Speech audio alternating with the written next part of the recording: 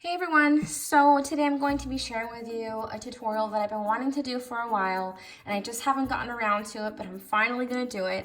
So if you guys saw my, I think it was in my Christmas swap with my friend Jordana, if you saw in that video, and my Disney projects for the Disney hop that I was in, I created a little twine jar and I've been meaning to do a tutorial on this.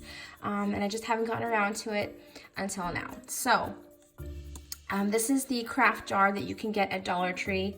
It's this craft bottle. I went to a different Dollar Tree than the one I normally go to, and they just had a bunch of them there.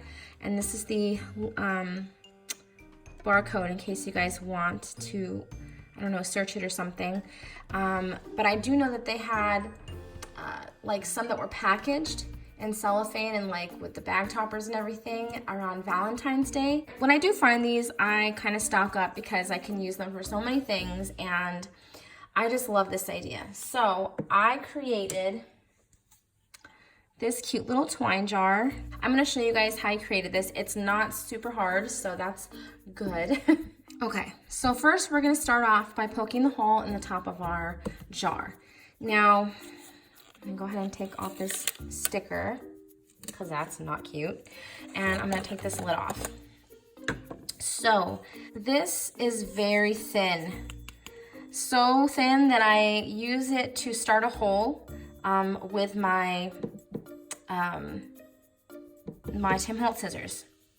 So I'm gonna go ahead and take this little piece of, I don't know what it is. It's like a paper that is stuck. It's not glued, it's just hard to get out. There we go. I don't know what it is, but it's some packaging or something that protects this. I'm going to go ahead and make a little mark. You could do it with a pen. I have this little screwdriver and that's what I'm gonna show you. This is just how I do it. And you wanna like poke it in the middle. Make a little mark of where you wanna put your hole. Okay, doesn't have to be like perfect. And then I take my scissors. Thank goodness I have this craft mat. And I'm just going to wiggle it. And even look at that, by wiggling it, not even a lot. You don't wanna, you wanna be careful, just move it back and forth a little bit. Try not to cut yourself. And then I just made that teeny tiny hole. Now what I do to go in and make it a little bigger is I have this tiny screwdriver. Like I said, this is what I do. I'm not saying it's the right way, but this is just what I do. And I just stick it in there like that. And I get this perfect hole. And that is what I do. So then I'm going to stick my twine in the jar and run my, actually, if I cut this little bit off, it should be easier to run through because it's a little frayed. It's not going to work if it's frayed. And you run that through and then twist the jar closed. Now you could cover the top lid with paper and I don't know if you have like a little hole punch that you can match up the hole and then adhere the paper. I wouldn't recommend putting the paper on first and then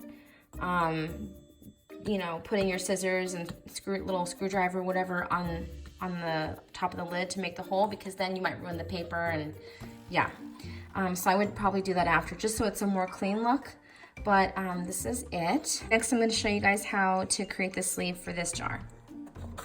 So I have this piece of scrap paper that I'm going to be using from the Chasing Dreams collection, and you're going to want to go ahead and cut your design going sideways, because that's going to be, when we flip it over and adhere it to our jar, that's going to be facing the right side. But we're going to go ahead and cut at 2 3/8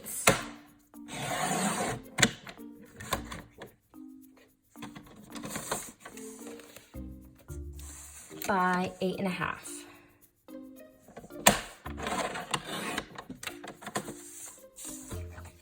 And that is it. Now, if you have a border punch, which might look really cute. I don't have any more border punches, sadly, but you can go ahead and do that if you like. I think it would look really, really cute, especially with such a girly and cute collection like this one. I don't, like I said, so I'm just gonna go ahead and adhere it on. So I have my ATG gun, and I'm just gonna add adhesive to all the sides of my strip of paper. Actually, I'm gonna do a little more there. And this is where it gets kind of tricky. You want to line it up straight. And for some reason, when you start to go around your jar, the paper tends to move a little bit, and you don't always end up even like that, which it's not too big of a deal, but I try to maneuver it so I end up kind of even like that. I don't know why it does that, but yeah. So there's that. Isn't that cute? So what I like to do when I decorate the front of these is I just like to put a simple rosette. I think it is so cute. Rosettes are like one of my favorite handmade embellishments to create. So I just put a simple rosette on the front, and I just love how it turns out. So one thing though, you want to make sure your seam is on the back. You don't want to like not pay attention and then put your rosette over here and then your seam is right here. I mean, I don't know who would do that, but like, you know. So I just make sure that my seam is on the back, and then I have this little piece of foam tape, and I just place that in the center. I love making rosettes now. I used to love them, making them anyway, but my hands start to cramp up really bad and they start to hurt. So I recently had gotten the Tim Holtz rosette die. I actually have it right here. And yeah, I've been using this like crazy. I got mine from scrapbook.com, and I just love it so much. So this makes things a lot easier.